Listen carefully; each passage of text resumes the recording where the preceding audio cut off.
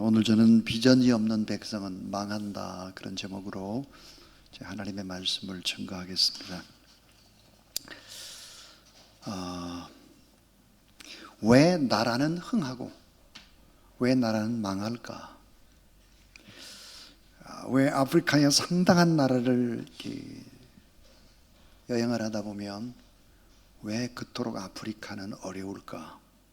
또 내전에 시달리는 나라가 왜 그렇게 많을까? 또 남미의 여러 나라를 돌아봐도 참 고통 중에 있는 나라들이 참 많습니다. 저는 한 50개국 이상을 선교 때문에 쭉 다녀봤습니다. 중동 지역도 또 가봤고, 특별히 이제 아프가니스탄에 가서는 탈레반에게 붙잡혀서 목숨을 잃을 뻔하기도 했고, 그러니까 중동이라든지 또 여러 곳곳을 이렇게 쭉 다녀봤는데 깊은 의문을 가지고 있었습니다. 그것이 뭐냐 그러면 왜 나라는 흥하고 망할까 하는 것입니다. 여러분, 왜 나라가 흥하고 망한다고 생각합니까? 잘 한번 생각해 보세요.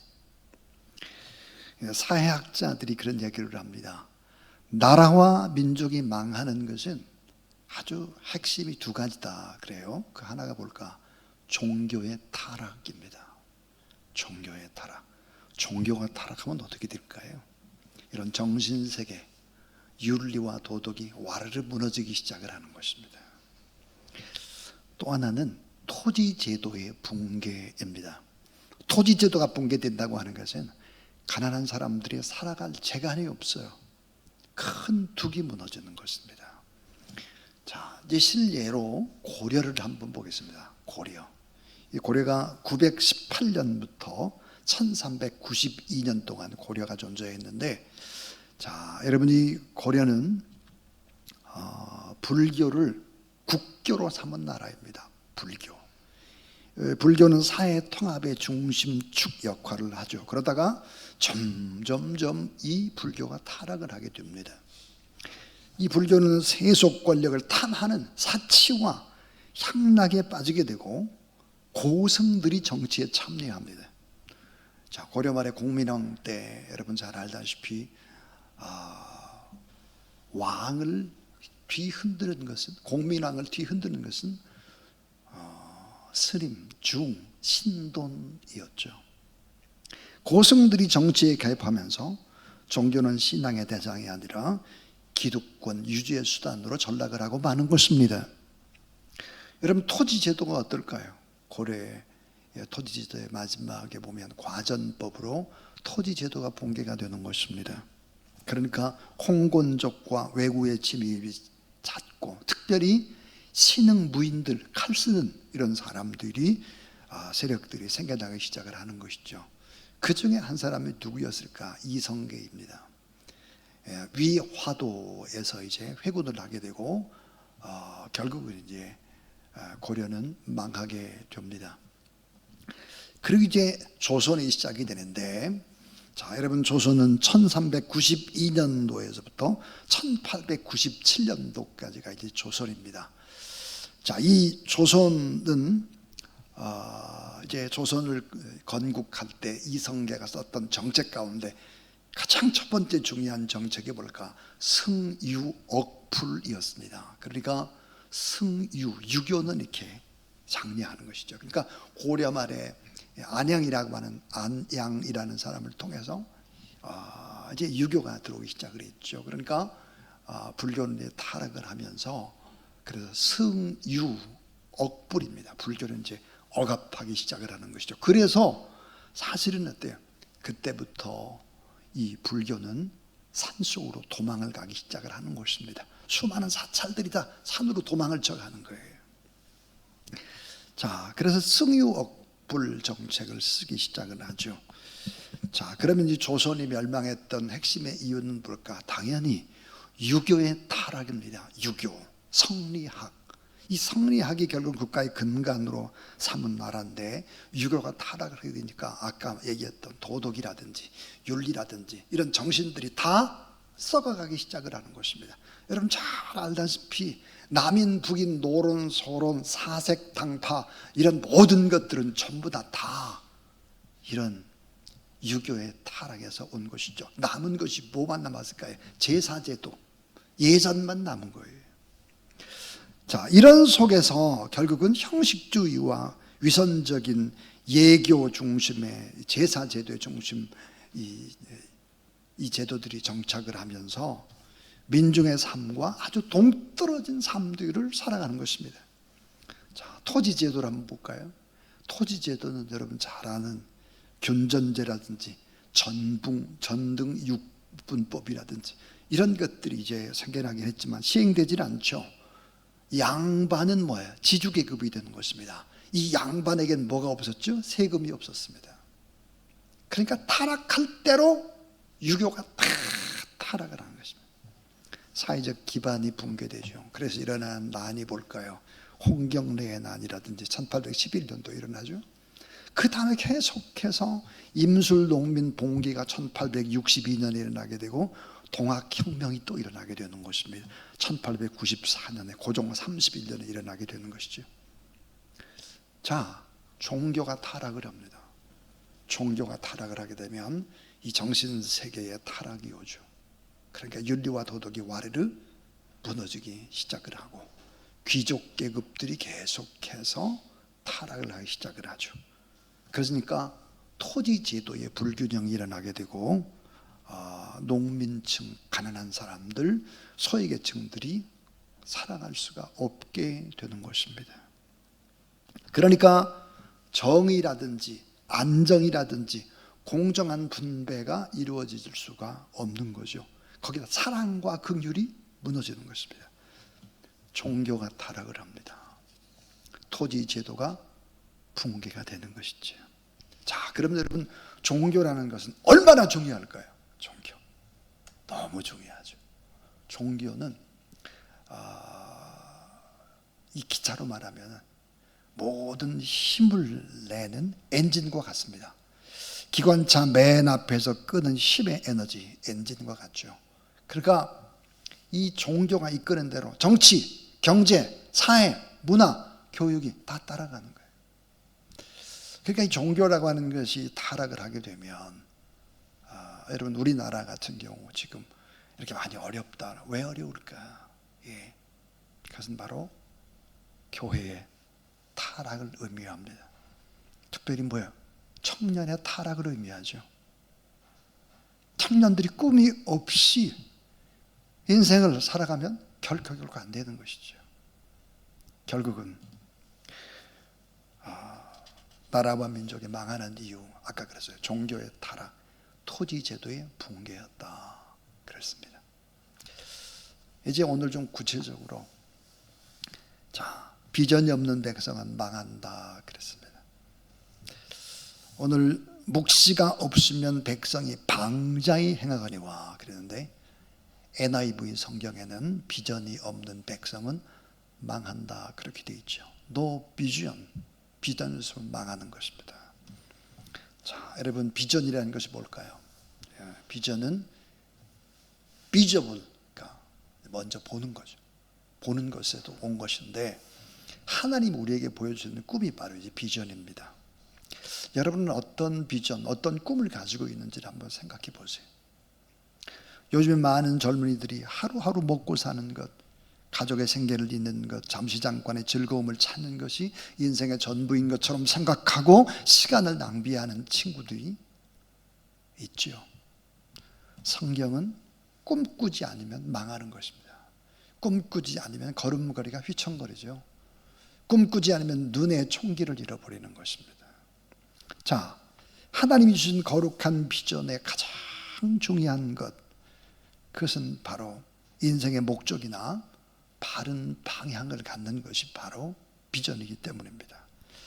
자, 우리 하나님 앞에 이제 5가지를 생각해 보겠는데, 첫 번째는 비전 없는 청년의 삶의 위험성입니다. 비전 없이 청년들이 살아갈 때 어떤 위험성이 생겨날까? 제멋대로 삽니다. 제멋대로. 묵시가 없으면 백성이 방자히 행한다. 향방이 없다는 거예요. 여기저기 좋은 대로 막 그렇게 살아가는 것이죠. 자, 미래에 대한 계획이 없이 사는 삶, 순간의 즐거움에 빠져서 중독되는 삶, 평안함과 자기의 이익을 추구하는 삶, 책임감도 없고 사명감도 없고 왜 인생을 살아내야 되는지도 알지 못하고 그냥 하루하루를 살아간다고 하면 이건 분명히 잘못된 것이죠. 자, 이스라엘 백성들이 광야에서 비전을 잃어버렸습니다. 비전을 잃어버린 사람들의 특징이 뭘까요? 원망이죠. 불평이고 분노입니다. 원망, 불평, 분노, 비판 이런 것들이 계속 쏟아져 나오는 것입니다. 그래서 뭐라고 말했을까요? 이스라엘 백성들이 차라리 애굽으로 돌아가자. 애굽에 가서 고기 까마에서 고기 많이 먹고 놀던 때가 참 좋았다. 광야가 왜 여기서 우리를 죽여 죽이느냐 그랬습니다. 이스라엘 백성들에게 자, 가야 되는 가나안, 젖과 꿀이 흐르는 땅, 거기에 대한 비전을 주셨지만 이 비전을 잃어버렸습니다. 왜? 현실이 너무 광야니까, 막막하니까 꿈을 잃어버렸죠. 다시 노예로 살겠다, 다시 그냥 먹고 사는 것으로 만족하는 애굽으로 돌아가겠다, 세상으로 돌아가겠다 이렇게 생각한 거예요. 그런 사람들은 뭐야? 제멋대로 산다는 거예요. 제멋대로 산다. 자, 두 번째는 비전이 있어야 내가 사는 거예요. 내가 살고 우리의 가정이 살아요. 나라와 민족이 사는 거예요. 비전은 곧 뭘까요? 능력이죠. 비전은 능력입니다. 젊은이가 꿈을 꾸는 그 자체가 능력입니다. 능력. 자, 여러분 두 종류의 사람이 있어요. 한 종류가 뭘까? 비전도 아닌데 이게 비전이다, 이게 꿈이라고 막 우겨대는 사람이 있어요. 근데 어떤 사람은 아예 꿈이 없는 사람이 있어요. 누가 더 나을까 하는 거예요. 누가 더 나을까? 자, 비전이 아닌 것, 꿈도 아닌 건데 이게 꿈이라고 우겨대는 사람, 아예 그것마저도 없는 사람, 누가 나을겠냐? 두 사람 가운데.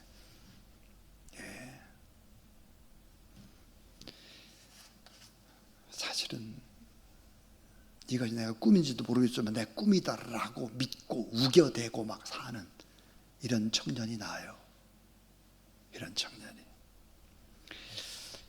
비전이 자, 말도 안 되는 꿈이라도 꿔야 되는 것이 청년입니다. 청년. 자, 여러분 저의 우스운 과거를 한번 얘기해 보겠습니다. 제가 중학교 때 꿈이 있었습니다. 꿈. 그거는 영어 선생님이 되는 꿈이에요. 영어 선생님. 왜 영어 선생님이 되고 싶었을까? 영어를 가르치는 여자 선생님이 너무 멋있었습니다. 그래서 영어 선생님 되고 싶었어요. 영어 시간이 막 너무 좋았어요. 막. 영어 선생님 되는 꿈을 가졌어요. 그러다가 고등학교 때는요, 이 꿈이 바뀌었어요. 그게 뭘까? 판사가 돼야 되겠다. 판사. 내가 존경하는 분이 저희 이제 큰아버지 백부였어요. 백부님이셨는데 이분이 법을 공부하셨거든요. 근데 보면 한지에다가 막 초소를 쫙 써내려가는 그게 너무너무 멋있는 거예요. 그래서 나도 우리 큰아버지처럼 저렇게 좀 글도 좀 멋있게 잘 쓰고 또 판사가 돼야 되겠다. 그래서 판사 되는 꿈을 꿨어요. 그래서 저의 꿈은 서울법대를 가는 것입니다. 그래서 서울법대 가기 위해서 뭐 엄청 공부했죠. 와장창 깨지고 막. 첫 번째 시험 떨어졌어요. 두 번째 재수 떨어졌죠. 삼수 또 떨어졌어요. 사수 떨어졌죠.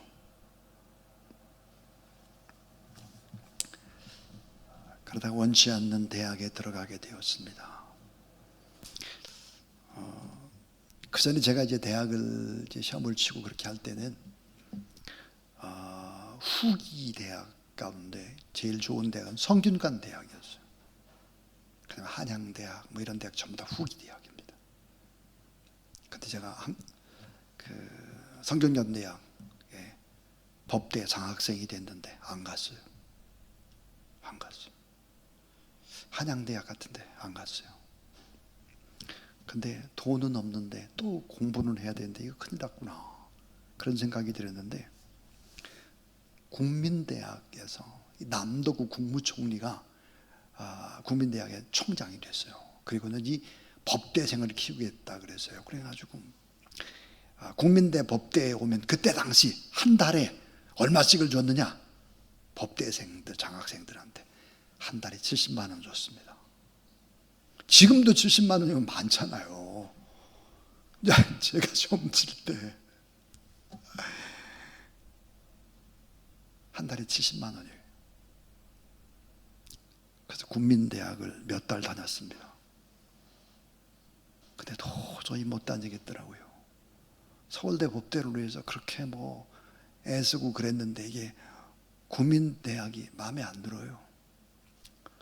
뭐 법학 과목 이렇게 뭐 헌법학 개론 뭐 이렇게 공부를 하는데 하고 싶지 않아요.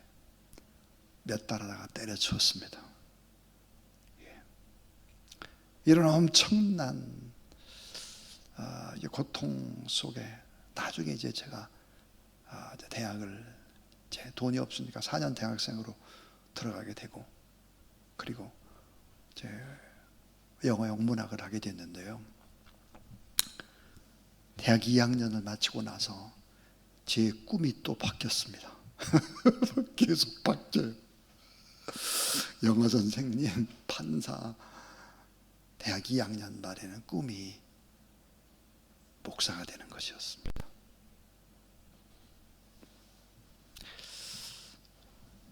왜 이런 얘기를 하느냐? 꿈은 변할 수 있다 하는 것입니다. 근데 꿈이 없는 것보다는 있어야 한다는 거예요.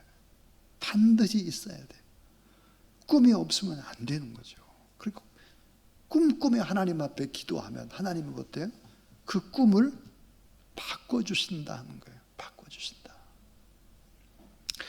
자, 요셉이 어린 시절의 꿈 같지도 않는 말도 안 되는 꿈 꿨어요. 이 꿈을. 자, 형들의 곡식단이 자기의 곡식단한테 절하는 꿈이에요. 형들의 미움을 받죠. 노예로 팔리죠. 감옥에 가지만 결국은 나중에 출애굽의 총리가 되는 것입니다. 말도 안 되는 꿈 같은데 실제는 어때요? 꿈이 현실이 되죠. 자기 형들이 결국은 애굽의 국무총리가 된 요셉 앞에 나와서 다 절을 했으니까요. 사랑하는 여러분, 하나님의 마음, 하나님이 주신 비전은 우리를 살릴 뿐만 아니라 이 비전을 이루게 되면 가족 전체가 살아요. 가족 전체가 살 뿐만 아니라 이스라엘의 민족이 사는 거죠. 그러니까 결국은 요셉 한 사람의 꿈이라고 하는 것이 가족들을 다 살릴 뿐만 아니라 이스라엘 민족의 기초를 이루죠. 12지파를 만드는 핵심의 기초를 이루는 것입니다. 그러니까 비전이 있어야 내가 사는 거예요. 내가. 그래야 가정이 살아요. 민족이 살아요. 종교가 타락하면 결국은 나라가 망하는 거죠. 다시 말하면 청년이 타락하면 나라가 망하는 거예요. 이런 생각을 갖지 않으면 안 된다 하는 거죠. 자, 여러분, 한 사람의 비전이 분명히 가정을 바꾸고 마을을 바꾸고 나라를 바꾸고 미래의 세대를 반드시 바꿀 수 있다. 이걸 우리가 꼭 믿어야 된다 하는 거예요. 제가 우리 청년들에게 이런 얘기를 해주고 싶습니다. 미국이라고 하는 나라를 한번 연구해 보라. 우리 청년들이 미국을 얼마나 우습게 여기는지 모릅니다. 트럼프, 미치광이야 이런 생각을 하죠. 네, 다 상당수의 사람들이 그래요. 미국은 참 뭐 이렇게 보면 뭐 마약에 막 너무 타락한 것 같아 막 그러죠. 그러나 미국 사회에 가보면 우리가 상상하는 것과는 많이 다릅니다. 그걸 아셔야 돼요. 왜 하나님은 미국이라는 나라를 통해서 저렇게 긴 시간 동안 전 세계를 움직이고 있을까를 생각해야 됩니다. 참 이상하잖아요. 미국에 가서 오랫동안 있었던 사람들, 공부했던 사람들은 한국에서 못 살아요. 다시 미국으로 돌아가요. 제가 여러 나라를 쭉 둘러봤다고 하잖아요. 미국 가면 느끼는 게 있어요. 한 가지 느끼는 게 있어요. 그게 뭘까? 자유함이에요. 우리나라처럼 막 이렇게 뭘 구속하고 막 이런 게 없어요. 자유함이니까요. 릴렉스해요. 형식 없어도 돼요. 미국의 힘이 뭘까? 우리 청년들하고 제가 꼭 미국에 이제 가서 좀 똑똑히 좀 보면 좋을 것이, 저는 보스턴을 꼭 가고 싶습니다. 여러분과 보스턴. 왜 보스턴을 가야 되느냐? 그럼 미국의 정신이 무엇일까는 결국은 보스턴에 가보면 알게 됩니다. 영국에서 자유를 찾아서 믿음을 가졌던 청교도들이 메이플라워를 타고 대서양을 건너죠. 그리고 도착한 곳이 바로 보스턴 항입니다. 이들은 보스턴에 와서 결국 무엇을 맨 먼저 했느냐? 교회를 지었습니다. 그 다음에 화장실, 그 다음에 자기 집을 지었죠. 그럼 그 교회들이 나중에 뭐가 됐을까? 조그마한 신학교가 되죠. 교회들이. 그 신학교들이 어떻게 됐을까요? 세계 명문 대학이 됐습니다. 하버드 신학교입니다. 보스턴 대학 신학교죠. 원래 유명한 프리스톤 신학교입니다. 예일 신학교죠. 콜롬비아 신학교예요. 다 그 조그만 교회에서 시작한 거예요. 신학교가 된 거예요. 유명한 대학이 됐어요. 보스턴을 뭐라고 말하죠? 리틀 잉글랜드 그럽니다. 리틀 잉글랜드. 보스턴에 가면 영국을 그대로 옮겨 놓은 것 같아요. 자, 여러분 하버드가 누구였을까? 여러분 잘 알겠죠. 하버드는 목사님의 이름입니다. 그 목사님이 전 재산을 바쳤죠. 영국 분이에요. 그래서 하버드가 됐습니다. 하버드 바로 옆에 붙어 있는 거, 담 하나 사이로 MIT가 있습니다. MIT 공대 그러잖아요. MIT 바로 건너편에 보스턴 대학 있죠. 루즈벨트가 태어나고, 그리고 유명한 애를 보스턴에 잘 알잖아요. 미국을 미국답게 만들었던 그 유명한 사람들이 그 주변에 다 있는 거죠. 그 주변에. 그리고 보스턴 항에 가게 되면 청교도들이 어떻게 범선 배를 타고 와가지고 어떻게 신앙생활을 했고, 어떻게 겨울을 났고, 어떻게 죽었고, 이런 것들이 생생하게 남아있는 게 바로 이제 동부의 보스턴입니다. 그 다음에 여러분, 뉴욕의 맨하탄이라든지 뉴욕의 주변 이렇게 쭉 보면, 또 뉴욕 안에 보면 콜롬비아 대학 있죠. 또 볼 수 있고, 또 조그만 다리 하나 건너게 되면 뉴저지가 있는데요. 프리스톤 대학 있죠. 또 프리스톤 대학과 붙어 있는 프리스톤 신학대학원도 있죠. 쭉 다 한번 이 부분을 먼저 한번 이렇게 돌아보면 생각이 조금 달라지죠. 미국 땅을 그렇게만 봐서는 안 돼요. 어디를 봐야 될까? 서부 쪽을 봐야 합니다. 서부. 그 다음에 어디를 봐야 될까? 반드시 남부를 봐야 돼요. 남부 쪽. 이걸 보면 좀 달라져요. 생각이 달라지죠. 많이 달라집니다. 우리는 너무 잘못된 부분들이 이제 담겨져 있죠. 많이 있죠. 그런 부분들이. 그래서 여러분이 좀, 저는 그런 생각을 합니다. 보는 게 비전이다. 보는 거. 젊은이 때는 좀 많이 좀 볼 수 있으면 보면 참 좋겠다, 이런 생각을 하게 되죠. 자, 이제 결론. 그 결론이 뭘까? 이것입니다. 어떻게 하면 비전을 받을 수 있을까 하는 거예요. 어떻게 하면 비전을 받을 수 있을까? 자, 하나님의 말씀 속에서 비전을 발견하라 하는 거예요. 하나님의 마음, 성경은 뭘까요? 하나님의 꿈이 담겨져 있어요. 비전이 담겨져 있죠. 하나님의 말씀을 가까이 하게 되면 하나님의 뜻과 방향을 알게 됩니다. 따라하세요. 주의 말씀은 내 발의 등이요 내 길에 비친 일이다. 예, 내 발의 등이고 내 길에 빛이 되어 말씀이. 그래서 말씀 속에서 비전을 찾으라. 또 기도로 하나님의 뜻을 구하라. 하나님, 제가 이렇게 제 인생을 걸고 싶어요. 제 인생을 바치고 싶습니다. 그래서 하나님 앞에 기도 속에서 뜻을 구하는 것입니다. 비전은 내가 만드는 것이 아니라 하나님께 받는 거죠. 그래서 예수님도 공생애를 시작하기 전에 40일을 광야에서 금식하셨습니다. 또 하나는 작은 순종에서부터 시작하십시오 하는 거예요. 에레미야 29장 11절, 내가 너를 향한 계획은 재앙이 아니라 미래의 희망을 주려는 것이다. 그래서 아주 작은 것부터 눈앞의 현실에 묶이지 말아라 하는 것입니다.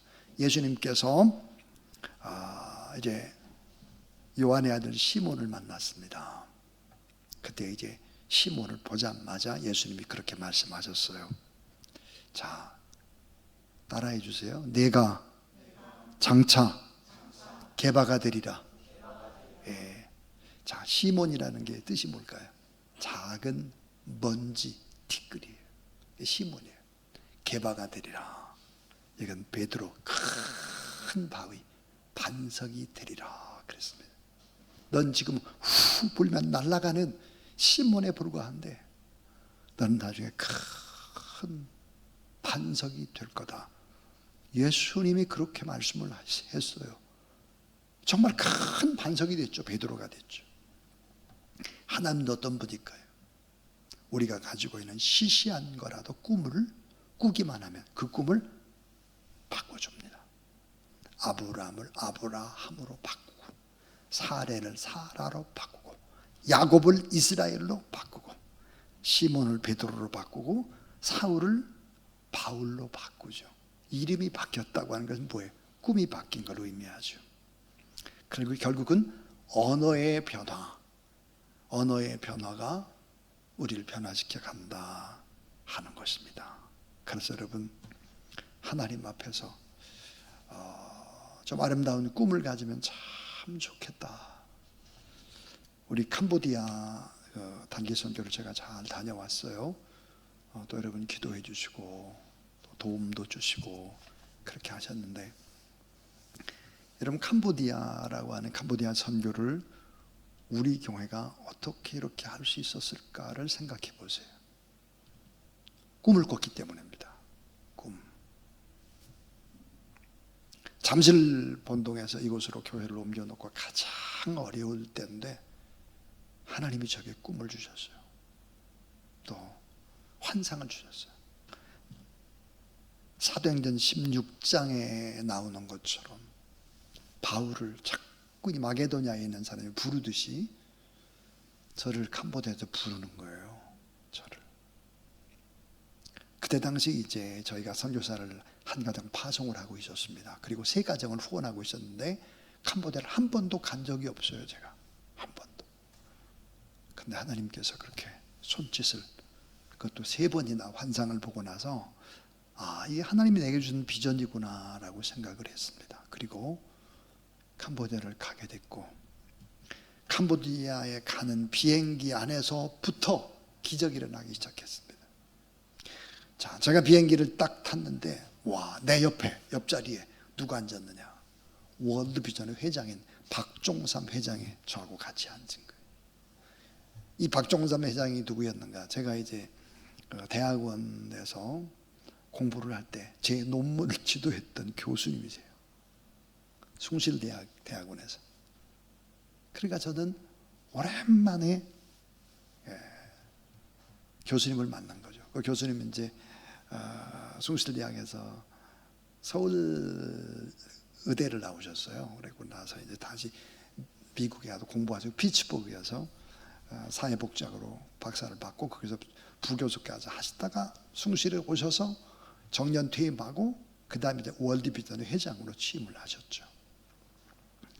그분하고 같이 이제 캄보디아를 가게 됐습니다. 이 캄보디아는 지금처럼 이렇게 비행기가 직항이 없었어요. 그러니까 태국 방콕에서 이렇게 중간에 내려가지고 여기서 한 6시간 있다가 다시 또 거기서 비행기를 타고 이제 캄보디아 프놈펜으로 들어가야 되는 그런 상황들이었죠. 간단하게 얘기하면 그분도 월드비전의 프로젝트를 위해서 캄보디아로 가고 있었고, 저는 이제 그런 환상을 보고 캄보디아에 가고 있었기 때문에 이분과 이야기를 주고받았습니다. 비행기 안에서 한 5시간 이야기를 주고받았습니다. 또 방콕에서 또 한 5시간 또 얘기를 주고받았습니다. 그러면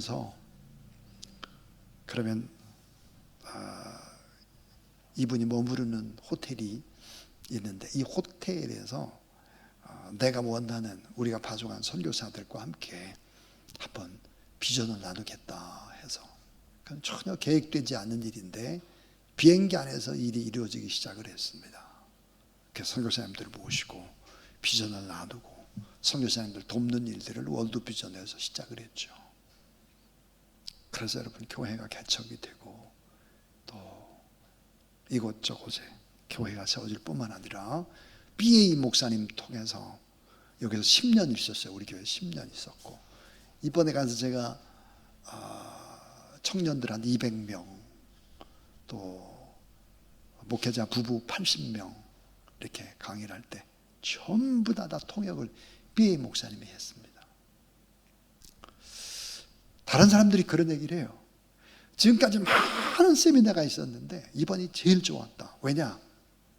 통역이 너무 좋았다는 거예요.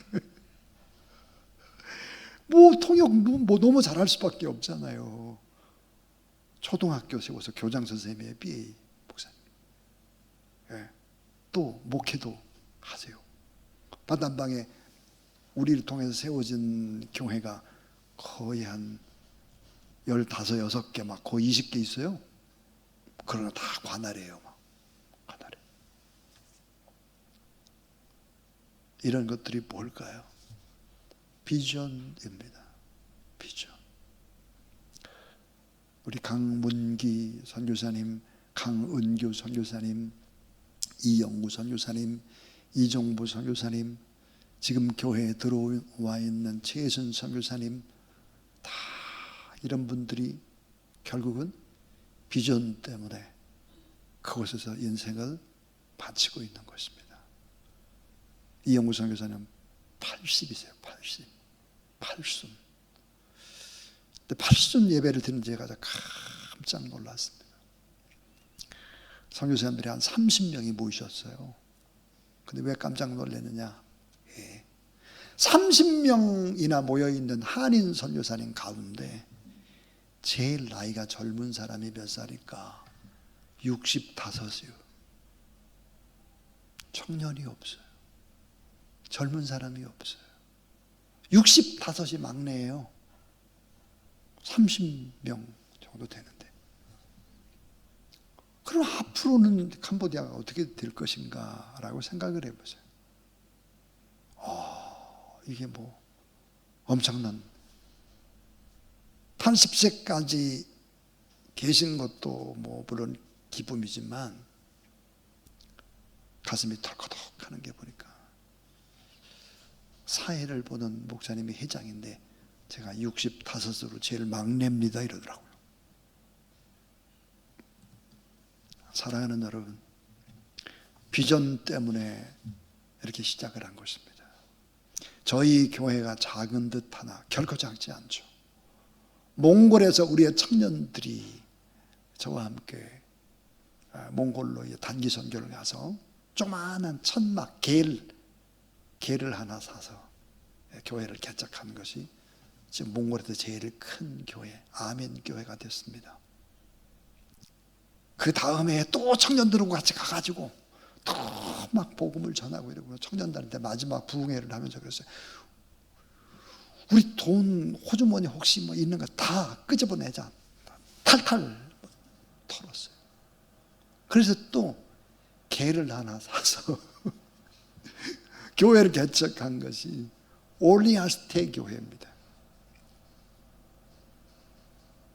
몽골에서 두 번째로 큰 교회예요.